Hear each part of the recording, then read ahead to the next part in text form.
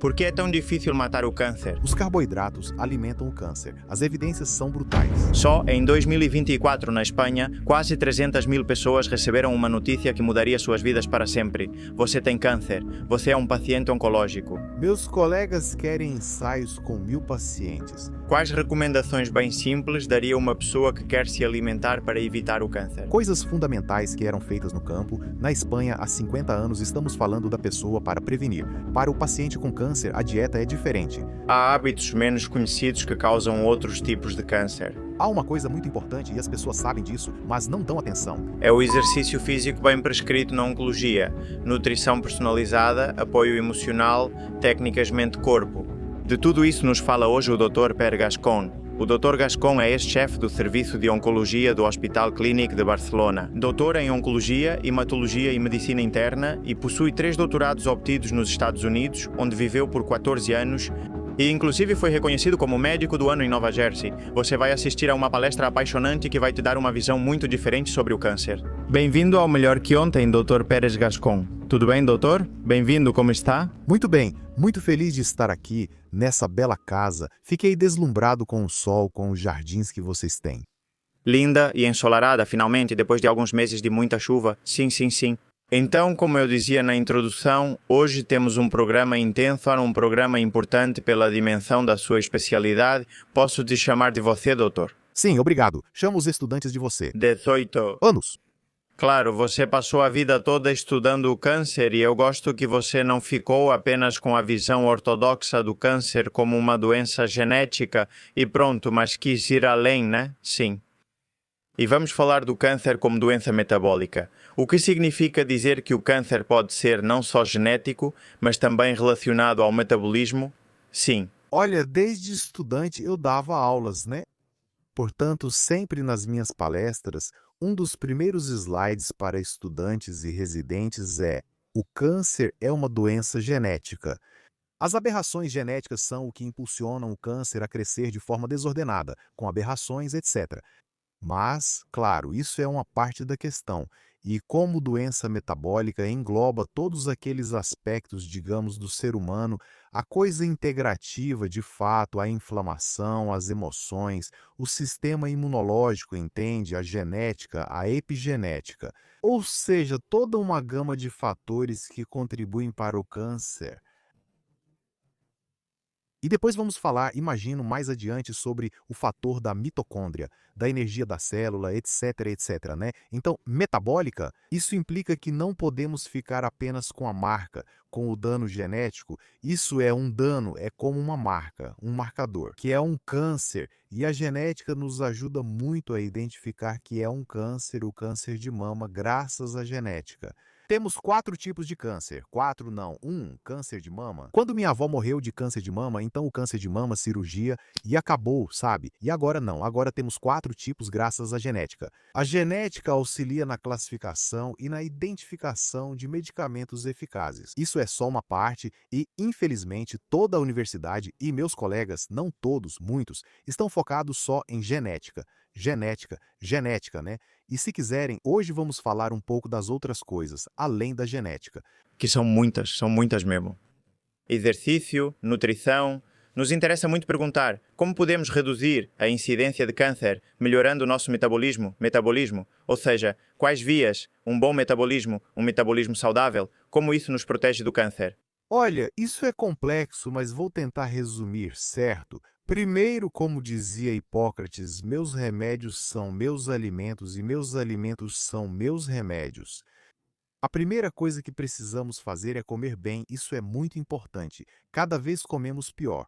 Outra coisa, estamos cada vez mais obesos, a obesidade nas crianças. Antes, só víamos isso nos americanos, agora acontece aqui também, né? Depois, é importante sair de ambientes tóxicos. Se quiser, falaremos depois sobre como o cérebro influencia no câncer. Uma coisa totalmente que só os psicólogos acreditavam, e de nós eles riam, nós também ríamos um pouco dos psicólogos. Como pode ser que isso afete as mutações e tudo isso, né? Portanto, depois, a energia da célula, a parte energética que vem dos alimentos é o que comemos. Depois o exercício, falar com vocês, acho que vocês me perguntam sobre o exercício. É fundamental hoje em dia, aumenta o sistema imunológico, aumenta a oxigenação, mitocôndria. A autoestima, a mitocôndria, etc, né? Portanto, a alimentação, o exercício, a questão emocional, sair de ambientes tóxicos, comer, o potencial do sistema imunológico, que há muitas coisas sobre as quais vamos falar, se você quiser, de como potencializar nosso sistema imunológico que existem, como afetar a inflamação. Quando falamos do cérebro, quando o cérebro está, bem, inquieto com incerteza, vou morrer, pensamentos negativos, o cérebro libera substâncias inflamatórias e libera o cortisol. O câncer se desenvolve com a inflamação, por isso ela é muito prejudicial. Crônica, graças à inflamação estamos neste mundo porque você tem uma ferida, um acidente, um trauma. A inflamação faz a cicatrização, portanto, a inflamação aguda, crônica, é fantástica, nos salva. Mas a crônica, aquela que o corpo não consegue resolver, nos leva a problemas, casos muito comuns, não é? O tabaco é uma inflamação crônica. Com 20, 30 anos você tem um câncer de pulmão, o H. pylori, a bactéria do estômago. Se você não percebe, e essa é uma mensagem que precisa ser dita aqui, aquelas pessoas que têm dispepsia, dor aqui para cima e para baixo. E me dizem, doutor, sempre tive isso na vida, mas após 30 anos pode causar câncer de estômago, certo? Se você se lembra, houve alguns anos em que a hepatite crônica fazia com que pessoas, pacientes, fossem a Madrid protestar porque havia alguns medicamentos antivirais que usavam, custavam cerca de 5.000 euros, etc, etc. E se você tem uma hepatite não curada ou crônica, acaba ou com cirrose ou com câncer de fígado. Portanto, então, a inflamação é algo que precisa ser tratada e diminuída, entende? Ambientes tóxicos que mencionei. Sobre nutrição, doutor, muitas pessoas ficam confusas sobre o que comer, o que evitar, o que é ou não tóxico, e hoje em dia a palavra tóxico é muito banalizada. Sim, é a inflamação, é algo que precisa ser tratada, diminuída, a inflamação tem que ser tratada, diminuída, e eu tento diminuir, tratar. E o câncer? Olha, isso seria basicamente voltar de certa forma à dieta mediterrânea, que já não seguimos mais, né? E o que é a dieta mediterrânea, entende? Estamos falando de prevenção, ok? Para quem já tem doença ou câncer, a dieta muda. Certo, vamos falar sobre isso também. Sim, olha, são coisas fundamentais que se faziam no campo, na Espanha de 50 anos atrás. O pessoal comia, veja só, de forma variada. Em casa comíamos lentilhas, grão de bico e feijão em dias alternados. Na sexta-feira era bacalhau com batatas, por causa da religião, né? Agora vem a Semana Santa, né? Sim? Então, portanto, e depois, dependendo da região, no domingo era um cabrito, né, um cordeirinho, um peixe grande assado no forno, etc. E agora, na Catalunha, os canelones e macarrões já são suficientes, né? Mas já era o fim de semana em família. Ou seja, durante a semana era principalmente muito legume, muita verdura, né? Muitas saladas, muito verde. Muito verde. Eu comia muito. Antes as saladas tinham muita cebola. Hoje em restaurantes servem uma salada pequena ou nem servem. Antes, o pessoal do campo, a salada era completa, né? Comiam então a selga, espinafre. E não se comia, com certeza, quando o senhor era adolescente, não se comiam os processados, os ultraprocessados, esse lixo que hoje em dia está por toda parte, né? Em todos os lugares. Existia sim, sim. Uma das coisas que aconteceu comigo foi que cheguei em Nova York e entrei em um restaurante chamado Subway. Subway. Sim, é uma rede aqui, né, de sanduíches. E meu inglês era muito básico para falar a verdade, né? E eu entro e me dizem, o pão, né? Pão, pão. Me dizem 5 tipos de pão. Eu não entendia nada, né? O rye, o boom. E eu digo, sim. Eles me dão um. E então você passa e eles vão colocando o sanduíche com alface, tomate, tem molho, queijo. Eu dizia sim para tudo. Sim, sim, eu não entendia nada. Você vê alguma coisa? O completo. Mas no final eu tenho um problema. No fim dizem não, eu respondo sim. Ele diz já, já, não, não. Eu respondo sim. Ele, esse cara é burro? Não entendo, mas isso sim, esse cara é burro. Ele me dizia, olha, para comer aqui ou levar, take out. Sim, o take out não existia. Ah, há 20 anos não existia take out na Espanha. Já te falei, e você via gente comendo na rua. Comendo mal. Os americanos me surpreenderam. Eu e minha esposa íamos a uma pizzaria quando começaram as pizzarias há 40 anos, né? E a gente comia no recipiente, hein? Sim, com vela. Muito romântico. Sim, respeitando os tempos, o momento. O lugar, Estados Unidos, e isso sim tem a ver com o que estamos comentando. O americano compra a fatia de pizza e vai comendo na rua porque está com pressa. Claro, imagina comer entende? E andando, né? Sim, uma coisa que aconteceu comigo quando teve com a nutrição. Saiu um artigo no New York Times que dizia que os franceses têm uma taxa menor de infartos do que os americanos. Naquela época, os chefes dos hospitais estavam irritados, pois amam e odeiam a França ao mesmo tempo, sabe? E como pode ser que os franceses, Que bebem mais vinho, consomem mais gorduras saturadas, né? o queijo, entende? Pâté foi. Sim, os franceses comem bem. E vinho, e então eu lhes apresentei algo muito importante. Disse, é que vocês comem correndo ou em pé. O francês, entende? Ele se senta, é um ritual social. Conversam, riem e a refeição é lenta, sabe? Sim, por isso não tem estresse e aproveitam, ficam felizes comendo. E compartilham. E compartilham. E o estresse é aquele de comer correndo. Isso. Portanto, mais ou menos, diríamos que, voltando à sua pergunta, é comer de forma saudável, variada, de quilômetro zero, coisa ecológica antes, mas se puder ser ecológico, melhor ainda, e fazer exercícios. Sim, evite ambientes familiares ou de trabalho tóxicos, pois a longo prazo isso te afeta negativamente. Falaremos sobre isso. Existe uma ideia quase idílica, não é? De que podemos privar o câncer, a célula cancerígena, de nutrientes. Sim. Isso corresponde à realidade, porque a célula cancerígena é muito teimosa, geralmente consegue o que quer.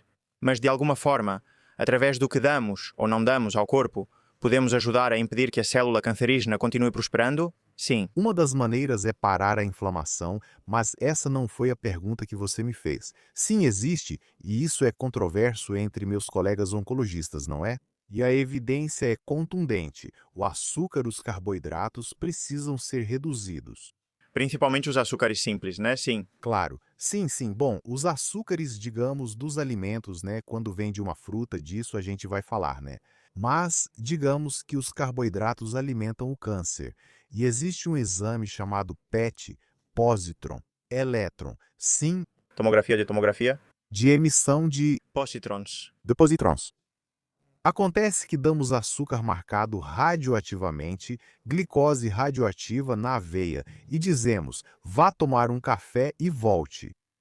Quando fazem a tomografia, até um cego vê, porque as manchas escuras, que é onde o material radioativo se acumula, isso é o câncer. Claro, e se você tem metástase em diferentes órgãos, você vê a imagem escura de captação do material radioativo do açúcar e das metástases. Portanto, é mais caro que água. Onde há tecido canceroso, seja o primário ou o deslocado, o metastático, açúcar. O que mais você quer além disso? Portanto, açúcar, primeiro ponto. Segundo, carboidratos. E aqui é preciso ter cuidado, não é? Os açúcares processados, o açúcar processado, não é? Diríamos que o de malasas, o de cana-de-açúcar, é menos ruim, mas tudo precisa ser consumido com cuidado. Então, por exemplo, o pão. Os que me ouvem talvez passem a me odiar a partir de agora, mas eu nunca proíbo nada. O pão, a batata, o macarrão e o arroz. Que saibam, os que estão nos assistindo, que são carboidratos, como a banana, né? Carboidratos implicam que não podemos fazer comilanças. Não podemos fazer comilanças. Portanto, é preciso comer com moderação. Tem gente, colegas da integrativa, que quase proíbem, né?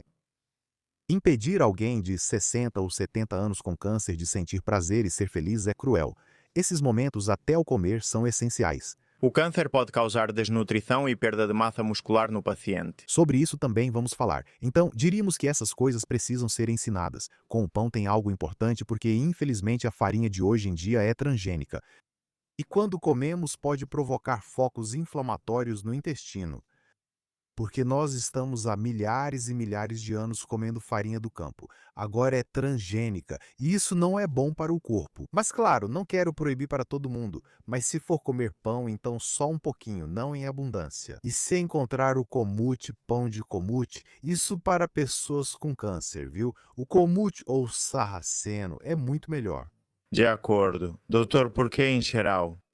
Uma pergunta muito direta, muito curta. Por que é tão difícil matar o câncer? Muito fácil, você sabe, todo mundo sabe.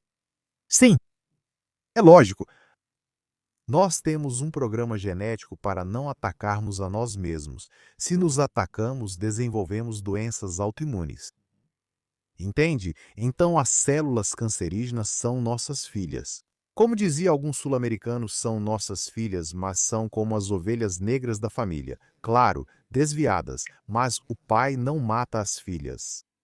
Ele as ama do mesmo jeito, mesmo que causem problemas. Então, nossas células cancerígenas são irmãs gêmeas das nossas células normais, saudáveis, e, portanto, o sistema genético do corpo não pode atacar a nós mesmos, certo? Se falarmos um pouco sobre imunoterapia, que agora não é o momento, veremos que isso foi descoberto.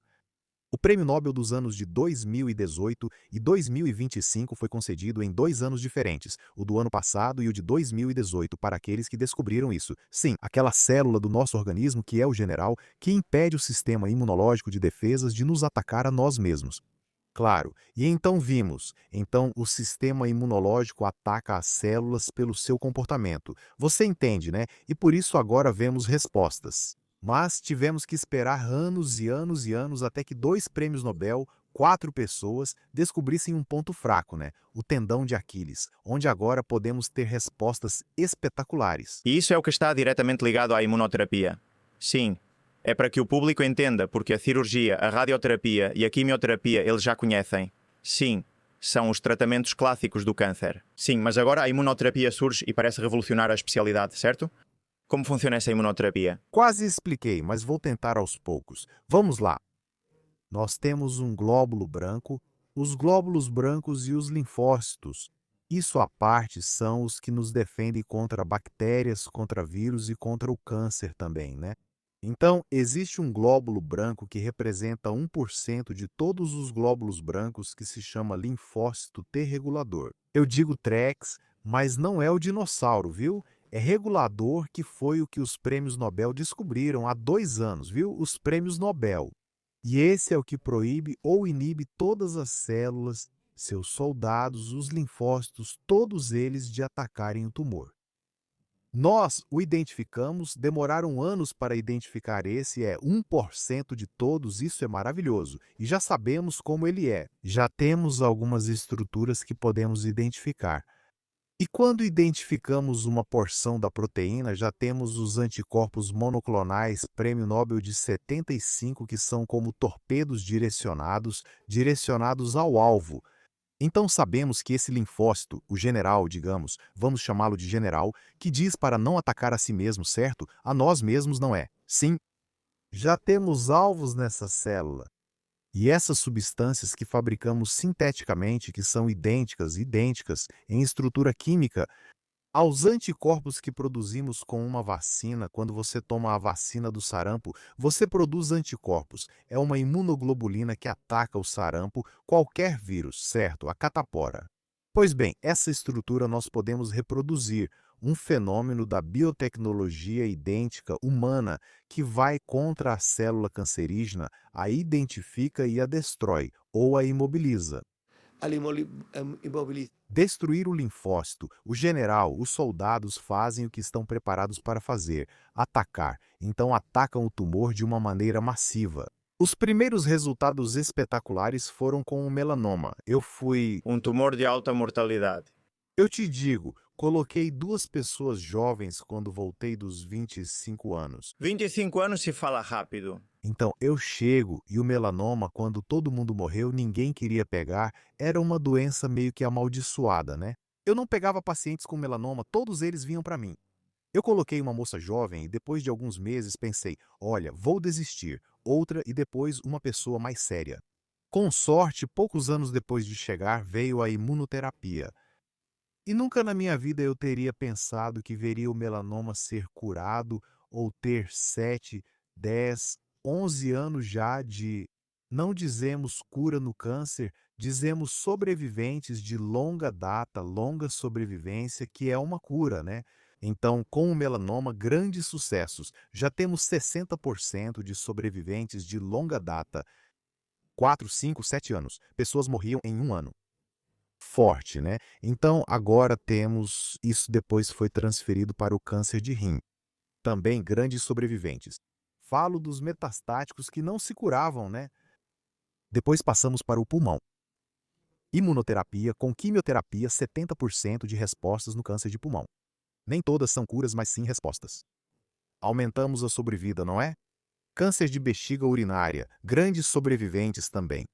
Então, ainda temos dificuldade em mama e em cólon, ainda não encontramos o alvo, estamos buscando combinações, mas isso é espetacular. A imunoterapia é um novo capítulo, diríamos, na oncologia.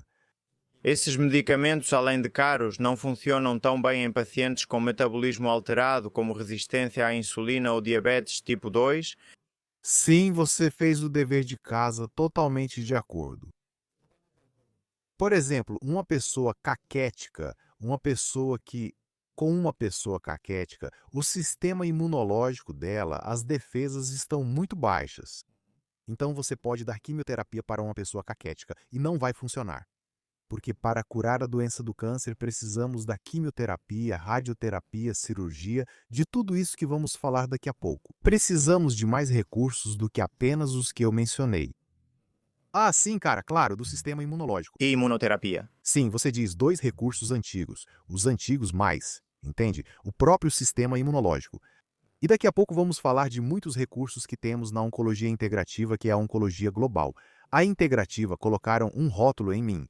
Sou mais alopático que qualquer um. Ainda faço pesquisas com ratos. Se há alguém alopático na Espanha, sou eu, com mais anos de oncologia que o Capitão Trueno, como dizíamos na minha época. Mas a imunologia do corpo é importantíssima para acabar com o câncer. Por exemplo, na leucemia, que tem trilhões de células circulando pelo nosso sangue, acontece que nunca eliminamos a última célula cancerosa. O sistema imunológico faz essa limpeza. Portanto, é fundamental ter um sistema imunológico bom. É fundamental ter uma boa nutrição e algo que, quando você me fez a pergunta, veio à minha cabeça. A biota intestinal. Foi observado que pessoas com uma biota intestinal equilibrada respondem muito melhor à quimioterapia e à imunoterapia. Isso está publicado. Que bom, muito interessante. Vocês criaram um programa de formação em oncologia integrativa chamado Ciência, certo? Sim. Pode explicar ao público do que se trata? Olha, a docência surge de... Eu sou muito curioso, entende? Eu sou integrativo, entende? Aprendi isso nos Estados Unidos, perguntava aos pacientes. Eu tinha muitos sul-americanos, ervas do Brasil, do México. Não, camarada, não, hein? Camarada, não. Então, com Sérgio Abanades, que também é médico, doutor, não é ecólogo, mas um grande médico, ele fez pesquisas em Londres, ele e eu dissemos: ei, por que não fazemos algo para informar nossos colegas sobre algo que está nisso que eu dizia? Essa roseta, não sei, são 10 aspectos, 10 características do câncer, que em qualquer palestra de oncologia, essa roseta lá aparece. De falar sobre a genética, que todo mundo já conhece, vamos falar sobre os outros aspectos holísticos, entende? Integrativos, e fazemos um diploma universitário que dura 1 ano, entende? Nós fizemos o primeiro ano com muito sucesso, com grandes revisões. Estamos muito felizes. Este ano começamos, já no mês que vem ou por aí, a 2ª edição. E é informar aos profissionais de saúde que o câncer é mais do que genética, é mais do que quimioterapia, radioterapia. Eu sou alopático, fui chefe de serviço nos Estados Unidos e aqui. Ou seja, você fala com alguém que faz quimioterapia, claro. Mas é preciso olhar para os aspectos da saúde mental, da nutrição, do exercício, o que vamos fazer nesta manhã. Tudo isso é o que vocês contam, endociência? Exato. E, por exemplo, temos 3 grandes, o Mário Redondo, Francisco Torru e Ângel Melendes, que têm uma academia Oncologinásio. Mário já esteve aqui. Sim, é aqui? Sim, Mário já esteve aqui. Eles falam neste programa. Sim, ele é amigo. Em Madrid tem seu centro. Mas é espetacular. É muito bom. Eles se dedicam a... Bem, esses falam no nosso diploma universitário da Universidade de Nebrija. E, pessoal, se a oncologia integrativa realmente interessa a vocês, se querem se aprofundar com uma formação atualizada e de qualidade, então Dociencia me parece uma proposta muito valiosa. É um curso de especialista universitário da Universidade de Nebrija, Madrid, com aval científico da CIOM. Apresenta uma abordagem prática e multidisciplinar que trata o câncer como doença metabólica, como estamos explicando. Trata do exercício, microbiota, nutrição, estresse, tóxicos ambientais e tratamentos de suporte no corpo, cuidado oncológico completo. Pensada para profissionais de saúde que querem integrar tudo isso com critério em sua prática clínica e, evidentemente, sem sair do âmbito clínico. E a boa notícia é que sempre fazemos um esforço e os seguidores do canal têm 10% de desconto se usarem o código Empodera na formação. Então, agora sim, continuamos com o episódio. Eu dou uma hora, por exemplo, de introdução ao câncer, à biologia um pouco, para que as pessoas saibam sobre efeitos colaterais, etc. E depois dou uma hora inteira. Sérgio Abinades fala de uma coisa muito interessante que é sobre os fármacos não patenteáveis. Olha. Não temos fármacos não patenteáveis. E os cogumelos, eu dou uma hora de cogumelos medicinais. Mais psicodélicos ou? Não, isso não. Peiote não. Não, esse não. Cogumelos medicinais. Reishi cordyceps. Cordyceps, maitake, shiitake e um muito importante com propriedades anticancerígenas que é o Coriolus versicolor, ou cauda de peru, entende? Peru, muito interessante, mas todos têm efeitos anticancerígenos. Mas, claro, efeitos anticancerígenos não aparecem de um dia para o outro, né? Mas repare nos cogumelos. Existe um estudo muito bem feito publicado pelo British Journal of Medicine, britânico, onde um pesquisador americano foi à China durante 10 anos e estudou duas populações de mulheres, né? Algumas tomavam todos os dias, desde a adolescência, 4 gramas de cogumelos secos em infusão, como a gente toma um café ou um chá. E com outro grupo de mulheres, mesma idade, não fumantes idênticas, né? Coortes idênticas, e essas não tomavam cogumelos. Pois bem, ele fez um estudo epidemiológico onde 80% das mulheres que tomavam esses cogumelos diariamente desde a adolescência, como a gente toma um café, não precisam fazer mamografia, comparado com as que não tomavam os cogumelos. E há estudos randomizados, quimioterapia e cogumelo, quimioterapia e placebo, onde se vê de 9% a 19% a mais de sobrevivência em 5 anos no grupo que toma os cogumelos. Mas claro, meus colegas, e agora sim também há 10 anos, um pouco não talibã, mas muito fechado, protocolo, protocolo, protocolo, e meus colegas querem. Eles fazem ensaios com 1.000 pacientes, com 2.000 pacientes, com 500. Então, os estudos que você vê sobre fungos que estão publicados são meta-análises de 450 a 200, 180 a 90, 220, sabe, né? E conseguiram 2.800 pacientes todos com placebo e fazem esse meta-análise. Portanto, me passa a informação porque tenho interesse em ler. Sim, reforça as defesas e tem um efeito anticancerígeno, mas claro, mais preventivo do que curativo, claro. Mas tudo isso é o que comentamos no início: medicina integrativa, oncologia integrativa, uma das bases fundamentais. É prevenção? É prevenção e melhorar as defesas do paciente, não é? Sim, continuando com a prevenção, bom, a população já sabe que existem certos hábitos que geram certos tipos de câncer. O mais comum é a exposição à fumaça do tabaco e o câncer de pulmão. Agora parece que o cigarro eletrónico também pode ser perigoso, certo? Mas existem outros tipos de hábitos menos conhecidos ou reconhecidos pela população que geram outros tipos de câncer? Sim, sim. Bom, um foi pedido no GGMT, no Rio Lobregat. Isso é história, né? Mas para você ver os efeitos do Rio Lobregat, havia fábricas têxteis. No início do século XX, né? O têxtil catalão era conhecido, depois veio o inglês e começou a dominar, mas eles jogavam anilina. Anilina. Naquela época não havia regulamentações. A fábrica de papel era de Pontevedra. Você entende? Se você for a Pontevedra, eles jogavam tudo aquilo fora. Acabaram com os mariscos e os peixes da ria de Pontevedra. Ufa, estou falando de 50 anos, por sorte, a anilina é tão sábia que se regenera. Ainda restam os marisqueiros e pescadores de Pontevedra, porque eles jogavam celulose. Na fábrica de celulose eles jogavam. A anilina causava câncer de bexiga urinária. Bexiga? Bexiga urinária, anilina, corante. Agora não se joga mais fora, pois isso já desapareceu. Durante muitos anos, imagine, toda a parte que chega a Barcelona, que é o delta do Llobregat, tinha umas 4 colheitas por ano. Você comia alface, comia espinafre, fruta, tudo, tudo. Exato, exato. Portanto, então, por exemplo, o benzeno. Na exposição, caminhoneiros, pessoas que trabalham em postos de gasolina, a fumaça, por isso os postos de gasolina são superventilados, o benzeno afeta a medula óssea e pode causar leucemias, mieloma múltiplo. São coisas que já são conhecidas jornalisticamente e são divulgadas, né? Mas tem uma coisa importantíssima, importantíssima, e as pessoas sabem disso, mas não dão atenção. Já estamos em uma sociedade sedentária. Sim. Gordura. A gordura, o ganho de peso está muito relacionado com o câncer de cólon e o câncer feminino, de mama e endométrio. Quanto ao restante, possivelmente também, mas de forma categórica, esses cânceres, né? Estar gordo é ruim. Tem uma coisa importante que quando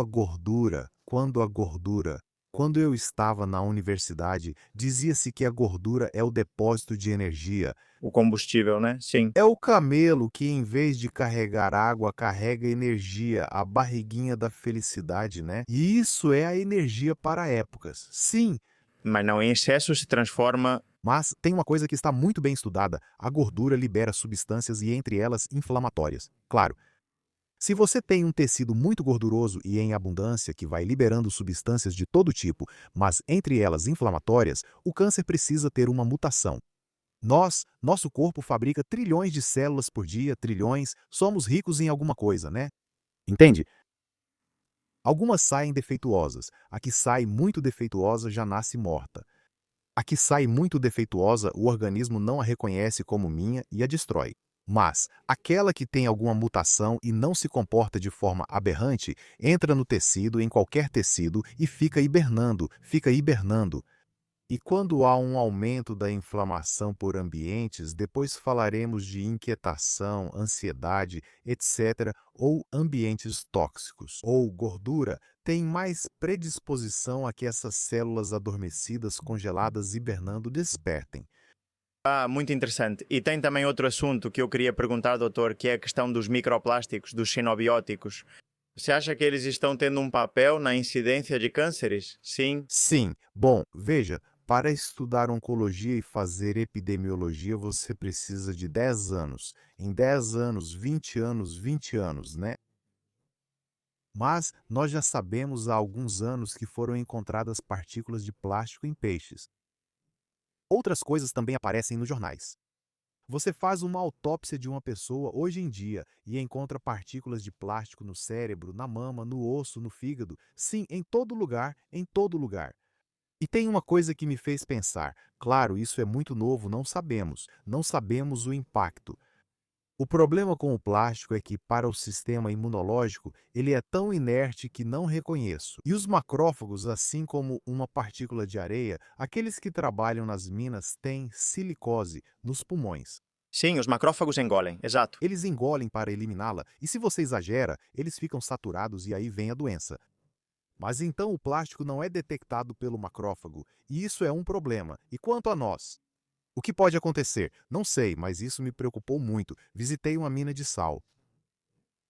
Ela estava abandonada, mas jovens desempregados a recuperaram dos avós. E a mina de sal é muito interessante. A água sai muito salgada, das montanhas perto dos Pirineus, né? E tem uma piscina em que você flutua de tanta sal. E quando vamos ver onde a água cai, etc., nos dizem que encontraram partículas de plástico. Veja, aqui temos uma montanha, tipo os Pirineus. Por favor, que as pessoas bebam água dos Pirineus, que é a mais saudável que existe. Cuidado, hein? Cuidado, não é? Mas nessa mina de sal, a água atravessa milhões de toneladas porque ali havia um mar antigamente, e do sal sai o superfídio, pois já das nuvens, só do mar, já vem partículas de plástico quando chove, infiltra e com anos e anos chegam à água que bebemos. Com isso, não sei o que vai acontecer daqui a alguns anos nos rios, etc. Estão em todos os lugares. Mas claro, isso já está nas nuvens, está no ar. Nós respiramos, não é? Tem outra coisa interessante que saiu há 2 anos no Congresso Europeu de Oncologia e não teve muita divulgação entre os médicos da televisão e do rádio, mas foi feito um estudo em Vancouver e eles foram ao lugar onde há mais carros. Em Vancouver, todo mundo mora embaixo porque lá neva o ano todo. Mas enfim, na época dos carros, eles foram, digamos, à praça onde há mais poluição. Selecionaram cerca de 40 pessoas saudáveis que nunca tinham fumado. Isso foi apresentado em Paris há 2 anos no Congresso Europeu. E fizeram neles o que se chama uma lavagem broncoalveolar. Uma lavagem broncoalveolar que hoje é feita para procurar cânceres. Então ele tem o líquido, o soro e o expira. e com a expiração sempre retiram células que estão no brônquio. Essas células, 18% das pessoas saudáveis de 25 a 35, 40 anos jovens que nunca tinham fumado, mas viviam na zona mais contaminada, 18% tinham mutações em células do brônquio. Você sabe o que é chamado de fumar passivo? Claro, ou ir a lugares contaminados e pegar câncer de pulmão passivamente pela inalação da fumaça, pois talvez essa seja a resposta. Claro, um tema importantíssimo. Doutor, quando começou a atuar como oncologista? Que ano? Em vez de trabalhar como oncologista, fui para os Estados Unidos após terminar a faculdade em Barcelona. E lá fiz meu doutorado em endorfinas. Depois fiz hematologia, fiz clínica médica. Lá era obrigatório fazer clínica médica. Fiz isso no Brooklyn. Depois fui para o National Institute of Health, onde surgem os primeiros prêmios Nobel. Eu não ganhei. Eram, sim. Respondendo à sua pergunta, não, 75 eu estava nos Estados Unidos. Minha oncologia foi nos anos 80. Nos anos 80 e dos anos 80 até agora, que estamos em 2026, nesses 40 anos, 46 temos mais câncer do que quando você começou a trabalhar? Sim. Sim.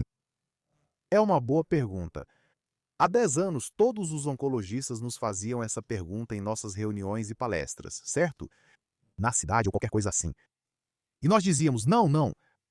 O que eu dizia então era, veja, minha avó morreu aos 71 anos de câncer de mama, certo? Certo.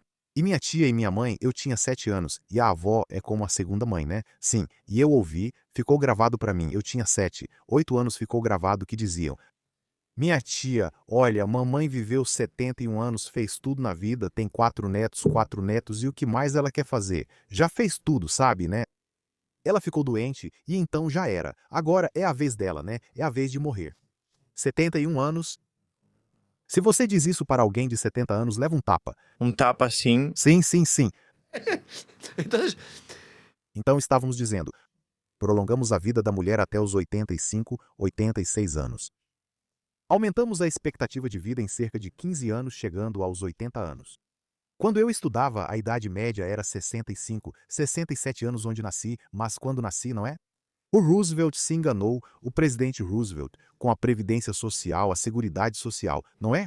Porque quando as pessoas viviam até os 65 anos, ele dizia, bom, vamos pagar 5 aninhos para eles, para os velhinhos, né? 5 aninhos. E eles continuavam vivos. Agora mesmo fui ao enterro de uma amiga minha, entende? Americana, amiga íntima, que era filha de um basco. Ela morreu com 100 anos. Claro. E eu fui ao aniversário de 100 anos dela, e depois ela morreu. O aniversário foi em agosto, ela morreu em dezembro. 100 anos, claro. 35 anos pagando previdência. Nenhum governo supera isso. Mas enfim, então sua pergunta é que vivemos muito mais. O homem uns 12, 13 anos, a mulher uns 15 a mais do que o câncer. Sim, esse envelhecimento. É lógico, digamos, mais câncer por causa da idade. E depois há mais consciência sobre o câncer na população. Por quê? Porque quando eu estudava existia o Código do Silêncio. Sim, não se falava câncer, era uma palavra maldita, um tabu. Veja só, o hospital que agora se chama o Grande Reinaldes de Barcelona, que quando você vem do aeroporto você o encontra à direita que fica na cidade sanitária de Belviche, colocaram lá um instituto oncológico. E queriam que eu fosse trabalhar lá, mas eu ainda estava me formando. E eu disse, não. Tiveram que tirar o Instituto Oncológico. As pessoas não iam. Não vou ao hospital de câncer, nem levo meu pai ou mãe. Veja só. Não, eu ia. Bom, eu ia, mas trocaram por um famoso virologista catalão que descobriu em Nova York a conexão número 1, vírus e câncer. E agora é o Hospital Reynolds. Já não é mais. Mas, claro, agora sim as pessoas aceitam. Os jovens aceitam a palavra câncer. E além disso, querem que digam câncer porque agora as pessoas se curam do câncer.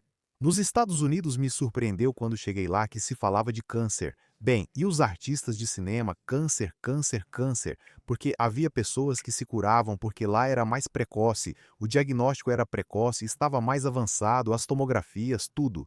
Então, como aqui quase ninguém se curava, entende? As pessoas iam morrer nos hospitais. Não agora, quando eu era estudante antes, na época da minha avó. Pois agora temos que as pessoas são mais sensíveis ao câncer. A mulher vai ao ginecologista. Câncer de colo do útero, nós vemos isso. Sabe quem vemos com câncer de colo do útero? Na Espanha, os imigrantes. Pessoas sul-americanas ou do Saara, bom, porque não vão ao médico. É triste ver alguém de 25 ou 30 anos morrer de um câncer de colo do útero curável e prevenível. Então, com a prevenção, a mulher se examina, percebe algo ou vai fazer mamografias e por isso avançamos na detecção precoce e na vida. Mas não é verdade. Isso é o que eu dizia há 10 anos exatamente. Estamos vendo muito mais câncer em pessoas jovens, câncer de mama em mulheres de 23 anos, 25 câncer de estômago, em pessoas de 40 anos, sabe? Isso não se via, entende? E se eu tivesse que dizer o fator fundamental que gera essa diferença, câncer em pessoas, quer dizer câncer agressivo em pessoas muito jovens a que se acredita isso? Haberplay. Eles dizem uma confusão danada. Fumar, hábitos tóxicos, a mulher que agora trabalha tem o estresse do trabalho. Antes tinha cuidado com as mulheres. Da família. A família, mas um estresse agradável. Cuido dos meus filhos, do meu marido, trabalho muito, mas é algo que eu controlo o tempo. Eu me levanto quando trabalhava muito. Eram umas santas e são umas santas, né? Mas é um estresse. Eu presto atenção na palavra distress, em inglês americano. O distress é o ruim. A mulher agora entrou no mundo do trabalho. Estresse. Levantar é tóxico para mim. Agora elas não veem o parceiro, sabe? Há mais divórcios do que nunca. Sim, divórcios com filhos no meio. Portanto, houve um estresse social que não existia antes, há 45 anos. A poluição das cidades. Bom, e outra coisa que não se comenta mais aqui, com certeza você já tocou nesse assunto. O 4G, o 5G, né? Vivemos nas cidades dentro de uma bobina, de um transformador. Temos cabos de eletricidade, de fibra, de rádio, de televisão, enrolados por toda parte. Somos antenas. Nós que passamos então em um túnel, dependendo do túnel, né? Porque elas nos atravessam. Somos antenas. Estamos completamente, constantemente bombardeados por ondas. Existe alguma evidência? Já foi comprovada a relação com o câncer? Há muita polêmica, mas nada claro. Eu já ouvi várias vezes na televisão quando surgem essas polêmicas, certo? A polêmica dos celulares. E eu te digo uma coisa, eu dizia, na televisão digo, olha, quando um adolescente fica 1 hora falando com um namorado, com uma amiga, 1 hora, com isso aqui, isso não é saudável, não é saudável. A gente não sabe o que acontece em 10 anos. O câncer não surge em 1 ou 2 anos. Fumar leva 20 ou 30 anos para causar efeito. el, el, O câncer de pleura, entende? Do asbesto, do amianto, aconteceu com um tio meu depois de 40 anos trabalhando com amianto. Portanto, eu não sei sobre os celulares, não sei o que vai acontecer daqui a 10 ou 20 anos. Claro, simplesmente por precaução, né? Mas não é saudável. Além disso, agora as pessoas, ou a surdez, né? Já falamos disso. Mas claro, sim, me disseram algo importante. O calor pode causar câncer. As pessoas que tinham cachimbo antes, não se via cachimbo antes, mas agora os intelectuais, o pessoal mais culto e tal, gostam de usar cachimbo, né? Câncer de boca. O lábio, sim, o lábio, o calor, né? Então, os primeiros telefones celulares, que eram como uma metralhadora, eu tinha um no carro nos Estados Unidos, eram os Panasonic, eram assim, eram enormes, né? Eles esquentavam muito. Você colocava aqui, esquentava muito. O calor poderia causar câncer. Os atuais são de ondas, não esquentam muito, ou seja, é 1 hora sim. Portanto, foram feitos estudos na Suécia com os celulares. E pegaram. Hoje, pegamos todos os doentes em toda a Suécia com câncer no cérebro, certo? A hipótese era celular, se você é destro no sentido da mão, certo? Se for câncer no lado direito do cérebro. Se você é canhoto disso, não funciona. Não foi assim? Não foi assim. Então, claro, é algo. Existe incerteza. Eu acho que não é saudável falar 1 hora com alguma coisa, com redes eletromagnéticas e de rádio, entende? Na orelha. Acho que não é saudável. Mas não há uma evidência conclusiva. É algo que é uma incógnita. Continua sendo uma incógnita, assim como também é, embora eu acho que menos, o próximo tema que dissemos que íamos falar, vamos falar, o tema da emoção. Quero introduzir esse assunto. Eu li um autor canadense, que é médico de família, chamado Gabor Maté, que esse senhor estudou a ligação entre diferentes personalidades ou padrões emocionais e o câncer. E ele descreveu o que chama de personalidade do câncer. Sim, essa pessoa que guarda tudo para si, não expressa, não consegue mostrar seu ponto de vista, não se comunica adequadamente e acaba desenvolvendo câncer. Que parte disso é evidência científica e que parte é uma hipótese? Isso é mais do campo da psicologia. Provar isso com o ser humano é muito difícil. Como você prova depressão? Existe uma escala de 0 a 100, sabe, né? As amidas tóxicas como essas aí, mas sim quando já causa reações somáticas no corpo, né? Portanto, o que você me diz é verdade. Não é bom, e isso se fala no luto. Chora. Mulheres me procuram com mais frequência que homens. Acabaram de dizer a elas de considerar câncer ou quando eu dou a má notícia como uma fuga. Coloque tudo para fora. Guardar emoções dentro não faz bem. Não é bom porque o corpo, como veremos a seguir, desenvolve substâncias inflamatórias. Ou seja, reprimir a emoção e não expressá-la é inflamatório. Sim, sim. E às vezes tóxicos. Então, nessas situações, também reduz, digamos, o cortisol. Isso foi observado em pessoas recém-diagnosticadas com câncer. Imagino que uma pessoa que não externaliza, que não compartilha, é muito pior do que aquela que fala livremente, entende? Mas exatamente sobre isso, a pessoa que guarda isso para si, não há publicações, existem na psicologia. Mas, por outro lado, o cérebro, a pessoa que está inquieta com incerteza. Vou morrer. O que será dos meus filhos? Não vou vê-los crescer, não vou vê-los. Então, esse tipo de angústia que o diagnóstico do câncer causa é mais do que comprovado. Mais do que comprovado. E eu posso me colocar no lugar da pessoa que absorve tudo. Para mim é muito pior, porque eu já tenho uma personalidade mais propensa a desenvolver mais substâncias inflamatórias, porque não tenho uma válvula de escape, absolutamente nenhuma, né? Então isso é algo muito importante. Quando as pessoas vêm ao meu consultório, eu fico 1 hora e meia. Conversando. Sim, não falando não, com eles. Diálogo. Muito cansativo, né? Porque eu quero tocar em tudo. E antes eu dedicava 5 minutos à questão psicológica, né? 5, 10 minutos. Ruim tal. Agora eu dedico uns 20 minutos. Porque está mais do que comprovado, comprovadíssimo, que uma pessoa com diagnóstico de câncer, né? Digo já com diagnóstico de câncer, né? Ela tem incerteza, ansiedade. Angústia impede o sono. Dormir é essencial. Outra coisa, a falta de sono não é boa. O cérebro precisa estar totalmente descansado pela manhã, descansado, não é? É muito importante dormir. Um paciente prefere que eu tome um comprimido do que ficar com insônia, não é? Claro. Então, como eu dizia, liberamos substâncias inflamatórias. A interleuquina 6-alfa, blá blá, não vou comentar isso com você. Isso deve estar publicado, hein? Então, essas substâncias inflamatórias. Já comentamos sobre isso antes. O câncer cresce com inflamação, mas além disso, liberamos cortisol.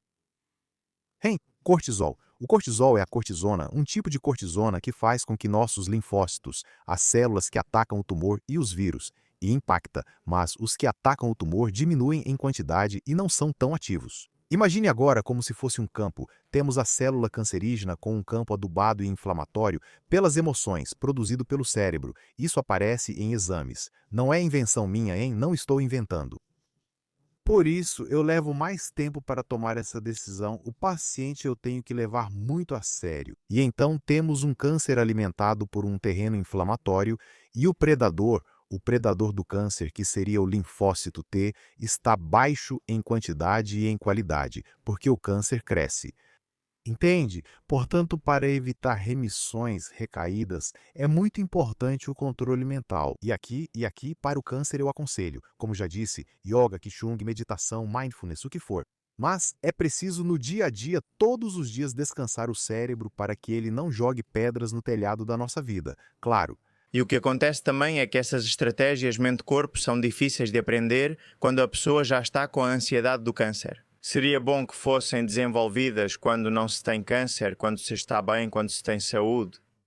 Porque assim, se você tiver o azar de ter um câncer, já vai ter essa ferramenta. É verdade que em um ambiente de, como você disse, não durmo bem, tenho incerteza, não sei se vou viver, se vou morrer, começar a meditar, muitas vezes é muito difícil para os pacientes. Sim. Vou te dizer uma coisa, o empresário ou um macho alfa, não vejo fazendo isso. Tem uma mesa com flor de lótus, não consigo imaginar isso. Tem que analisar cada um, tem que ser psicólogo também, como um psicólogo, muito psicólogo, e analisar a pessoa. Tem pessoas, você vê uma pessoa da aldeia ou algo assim, você não entende. Mas as pessoas nas cidades, pessoas de classe média e tal, já muitas mulheres te surpreenderiam. Muitas mulheres fazem yoga. Sim, elas gostam mais. O perfil agora é mais feminino, mas também precisamos aprender. Já começamos. Eu tenho o chefe de cirurgia do Servete da Nard Viena Nova, de Lérida Cirurgião. Os cirurgiões, sabe o que fazem? Eles vêm pelo corredor e fazem assim para você, né? Faca, né? E então ele, cirurgião, acorda muito cedo, aprendeu meditação. Me diz, mas diz agora eu sou outra pessoa. Claro, vou para o trabalho. Relaxado, não me canso tanto de ficar em pé, não fico nervoso com as enfermeiras. Sou outra pessoa. Ele diz, faça isso, sabe, né? Sim, sim. É difícil, 10 minutos por dia. Mas o que eu digo é, eu falo para eles, olha, vejam no YouTube o Qigong, o Tai Chi, a meditação, o Mindfulness e escolham algo que vocês gostem. Mulheres têm mais facilidade, pois sempre conhecem alguma amiga que faz isso. Ou fez há anos e não faz mais, entende? Mas deveria haver um momento de tranquilidade por dia para se desconectar do barulho. Não sei se você conhece Andrés Martín Assuero, que é, digamos, o pioneiro na Espanha, acho que também é catalão. Em MBSR, que é Mindfulness Stress Reduction, a técnica de mindfulness cientificamente validada, aplicada à medicina. Sim, sim, sim. E também trabalha com pacientes oncológicos. É fundamental. Eu te digo, o primeiro ponto é o cérebro, entende? Acalmar, e então é muito divertido, porque outra coisa é o relaxamento. Digo para quem vejo que não tem jeito, entende? Bem, não sei, faça como quiser. E para fechar um pouco o assunto, então, para dar um pouco de peso científico ao tema da emoção na incidência ou no aparecimento do câncer. Em fisiopatologia, ou seja, hoje em dia, doutor, veria, por exemplo, então, emoções, não gosto de dizer negativas, porque os psicólogos não querem que a gente diga positiva ou negativa. Mas certos perfis emocionais adversos ou ambientes tóxicos, como o senhor mencionou, podem ser fator de risco a mais para o câncer, assim como fumar. Não, totalmente. Não, totalmente. Além disso, saíram duas revistas que, de uma forma contundente, a melhor revista sobre câncer. Uma é a Cancer Cell, americana, e a outra é a Nature Reviews. Ah, Nature Reviews, ou seja, eu adoro. O que te anima? Veja só o que te anima. Estresse crônico e câncer. Assim, o título, né? A melhor revista, digamos, Nature, que eu não sei se foi fundada pelo Newton ou pelo Darwin, sabe? Na Inglaterra, e a Cancer Cell, que se tornou a revista onde todo mundo quer publicar, porque é a mais difícil de conseguir publicação, né? Então, nessas duas, os dois títulos são muito parecidos, são revisões, colocam estresse crônico e câncer, Mecanismos patofisiologia, mecanismos e futuros tratamentos no título dessas revistas. E em um dos gráficos onde você vê o algoritmo, os gráficos coloca emoções. Um biólogo molecular jamais introduziria um conceito psicológico na ciência pura e dura. Sim, claro, pois já aparece pela primeira vez, acima de fatores tal, emoções.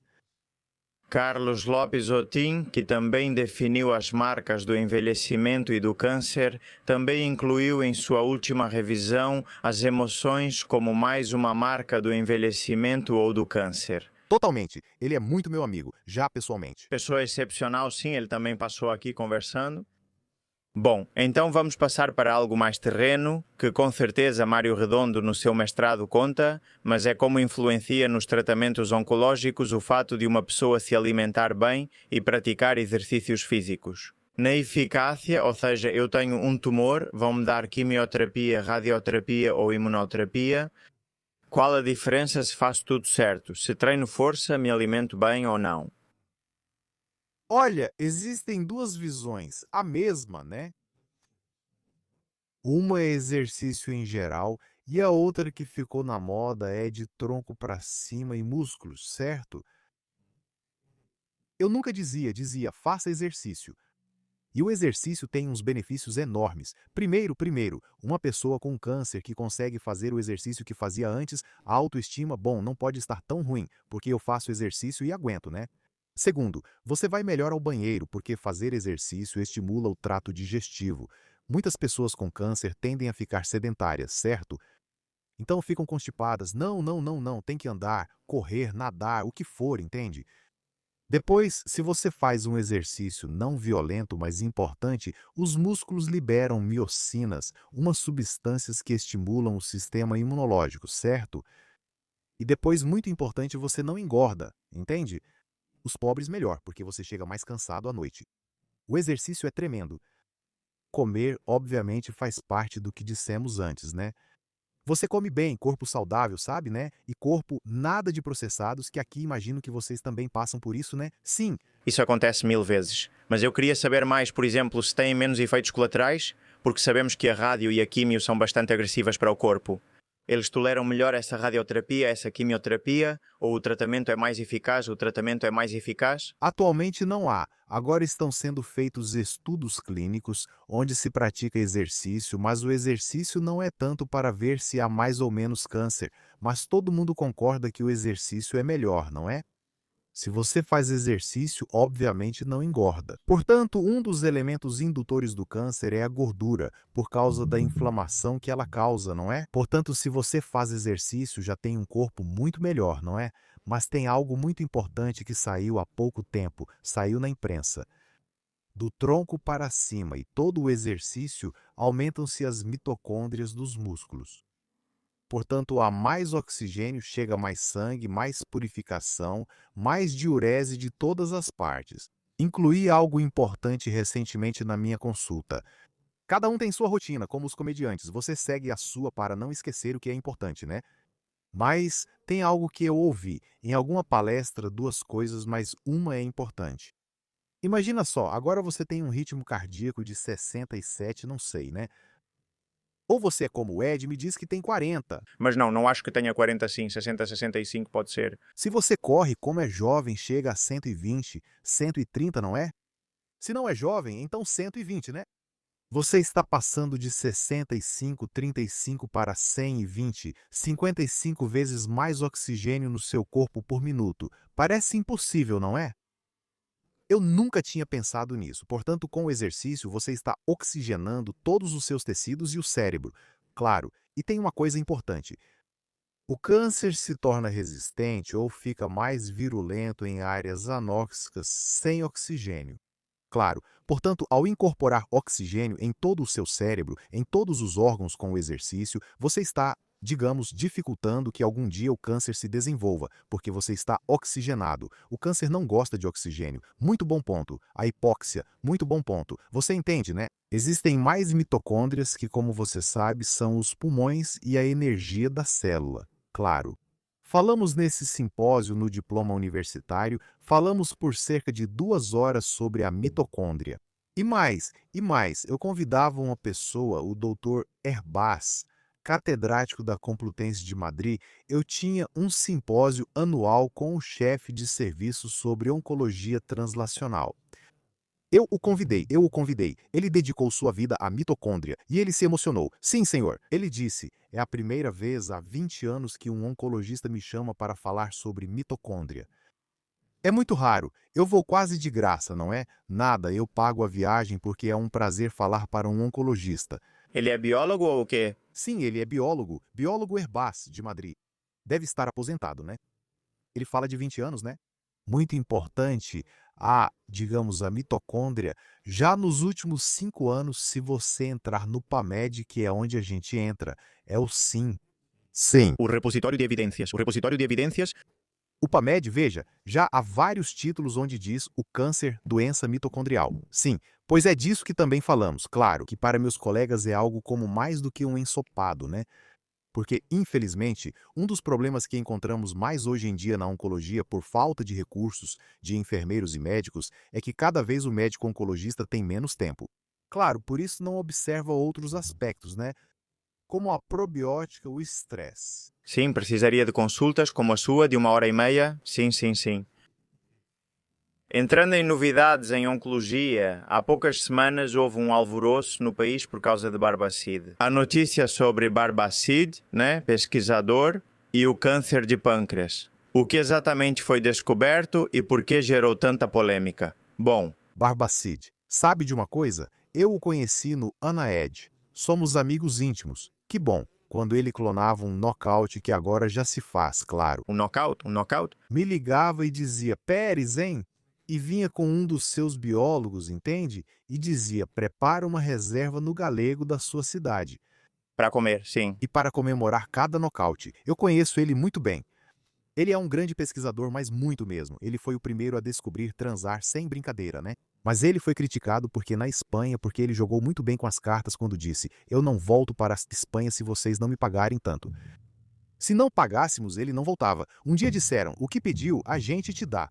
E ele voltou. Então foi criticado por todo lado, por todo mundo, porque diziam que Bárbara Cid tinha tirado dinheiro dos outros pesquisadores da Espanha. Bárbara Cid me dizia: eu não tenho culpa. Eu pedi isso, não é problema meu. Se não me derem o laboratório e isso, não volto. Entende? Então, o que ele fez? Ele já trabalha há anos com câncer de pâncreas. E então ele tem algumas substâncias químicas que já tem modelos de camundongo que ele já fez. Então, o que ele conseguiu é através de 3. Por quê? Porque é um modelo estável que o reproduz. Portanto, os modelos dele, cânceres de pâncreas, são reprodutíveis. Muito importante, né? Então, o que ele faz é, ele tem 3 fármacos, 2 já estavam no mercado, né? Ainda experimentais, e um que ele parece que conseguiu fazer no laboratório dele, né? Então, quando ele administra esses 3 fármacos, certo? Ele tem 100% de resposta 100%. Sim. Em camundongos. Em camundongos, né? Claro, se ele criticou, eu te entendo. Veja, eu admiro muito ele, né? Somos grandes amigos. Então ele precisava de dinheiro para uma fase 1 ou fase 2. A indústria farmacêutica tem seus portfólios, né? E eu tenho 2 patentes e quero fazer um estudo clínico, não encontro ninguém que me dê nada, sabe? Porque a indústria farmacêutica, os grandes, os que têm milhões, vão para os deles, sabe? Então, claro, Mariano vai dizer com todo o seu prestígio que faz uma fase 1 para passar isso para humanos. E ele precisa de dinheiro e fez tipo um TikTok. Não sei se você viu, não. Apareceu para mim outro dia, ele vai virar influencer agora, né? Dizendo: senhores, vocês devem ter visto na televisão, nos meios de comunicação, que encontramos um marco, mas claro, atacar o tumor de pâncreas, que é o mais difícil, porque uma das coisas do pâncreas é que para chegar ao pâncreas há muito tecido fibroso e é muito difícil para os medicamentos chegarem lá. Chegar, penetrar? Chegar ao tecido pancreático. Essa é a grande dificuldade, né, do pâncreas. Além disso, é um tumor muito traiçoeiro porque o pâncreas, quando dói, já é um mau sinal. Ou seja, chegamos tarde. Sim.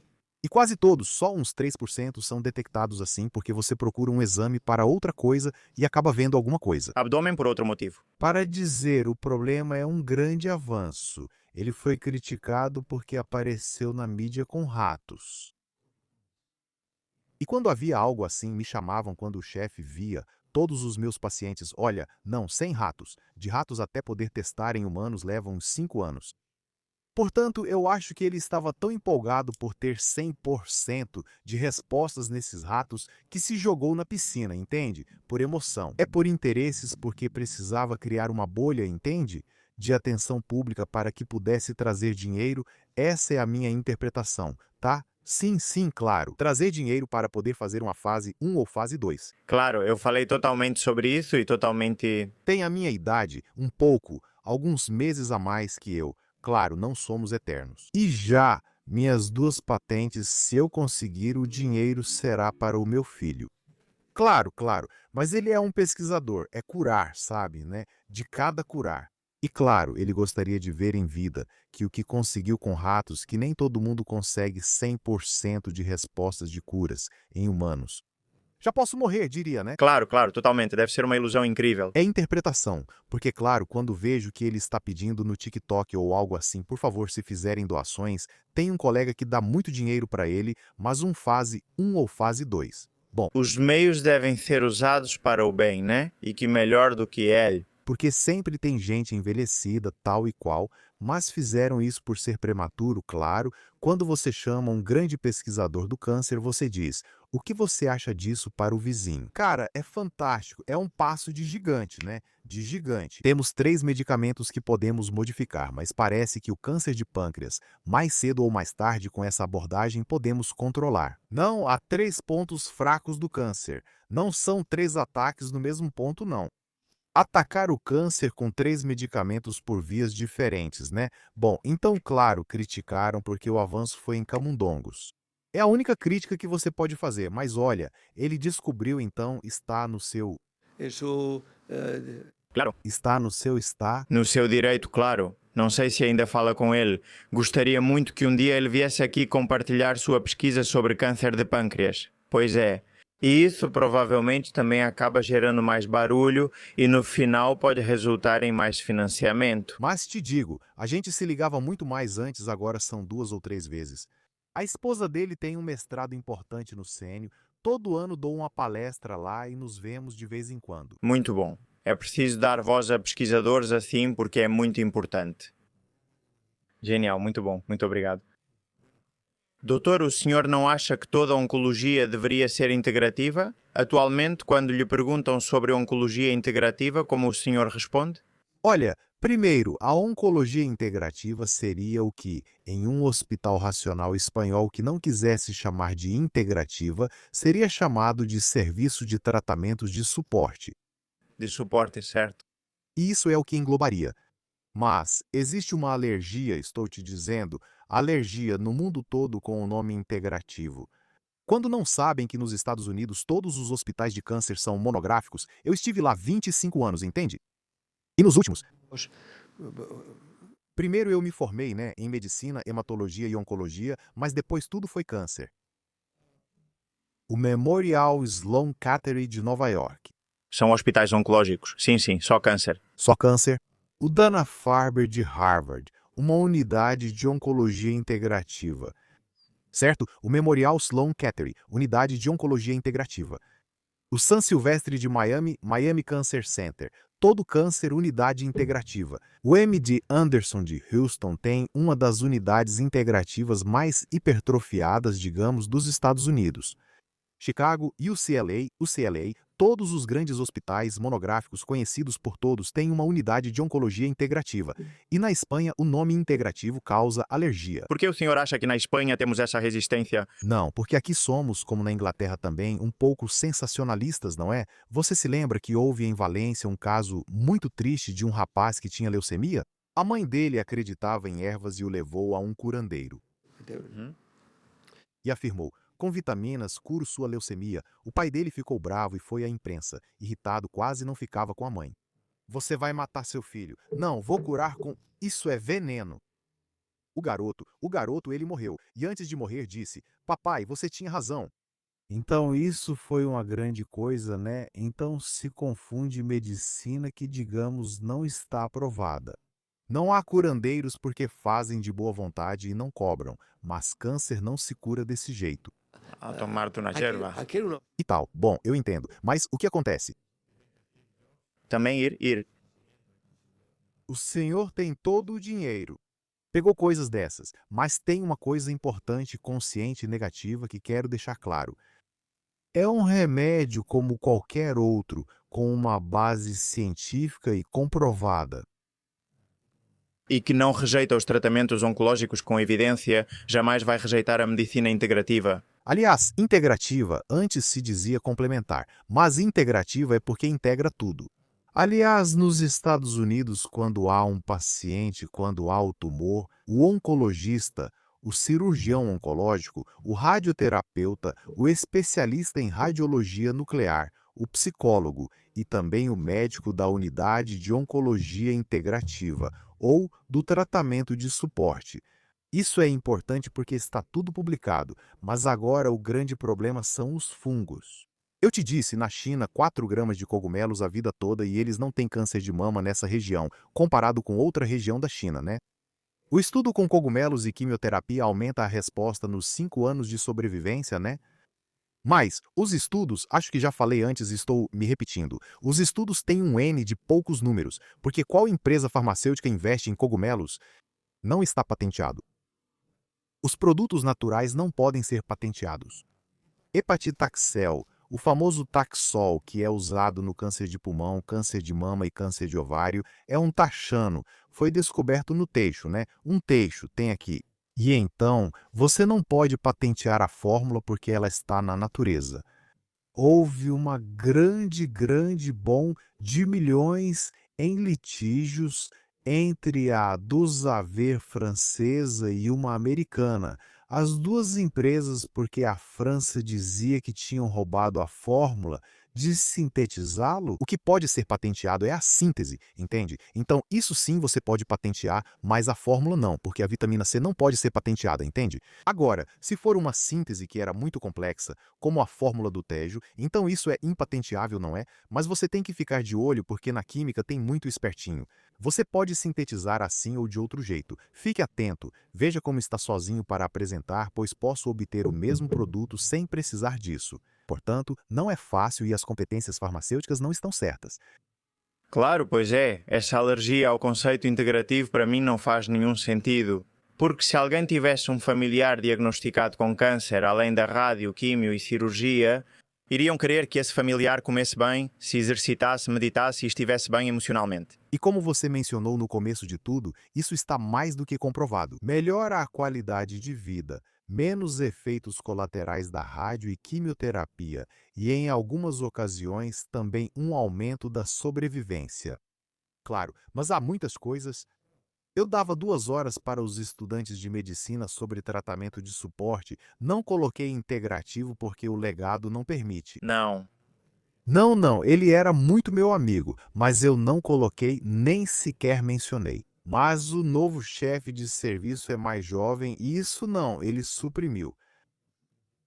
Portanto, se não ensinarmos isso nas faculdades, se não ensinarmos isso durante a residência de oncologia, entende, estamos indo mal.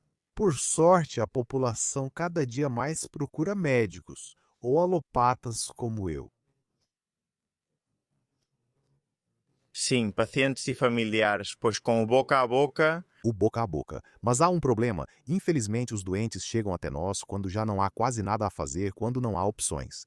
Sim, eu tenho a sensação de que a oncologia mais clássica trata tumores e nós precisamos tratar pessoas. Totalmente. O que acontece é que você foi diagnosticado com um tumor e vão tentar removê-lo, mas o que acontece nesse meio tempo gera muito sofrimento. Não sei. Na minha família há muito câncer, por exemplo, e minha mãe foi diagnosticada com uma leucemia mieloide aguda aos 45 anos e viveu mais 7 anos até os 52, 53, com quase 53 ela faleceu. Sim, no mês seguinte.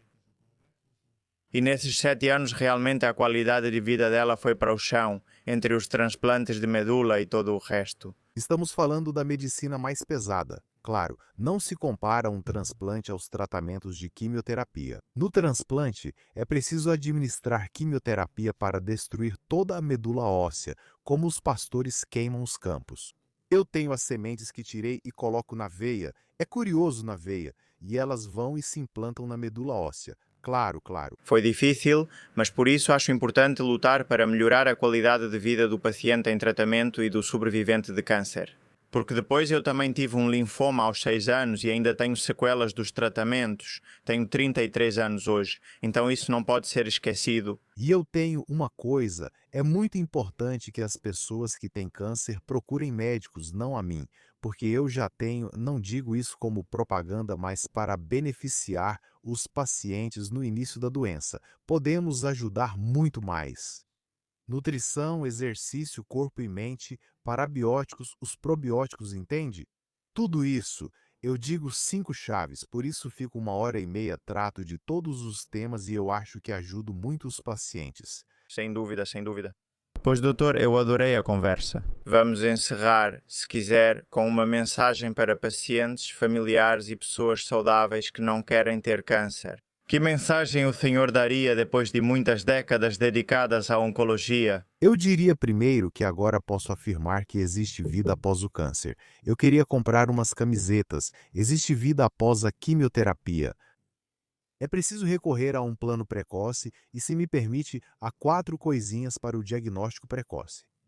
Quando você vai ao banheiro, entende? Prisão de ventre ou diarreia. Um dia prisão de ventre, outro dia diarreia, certo? Uma alteração do seu ritmo desproporcional, porque quando você já tem certa idade, sabe que vai regularmente mais ou menos, não é? Quando há distúrbios na evacuação, é importante primeiro sinal. Segundo, quando a forma das fezes é diferente do normal. Porque se houver um tumor, entende? Eu digo tipo um creme, né? Com certeza no final vai sair um espaguete ou um tagliarini. Claro. Se sair um tagliarini, Não. entende, né? Sim. Então, importante.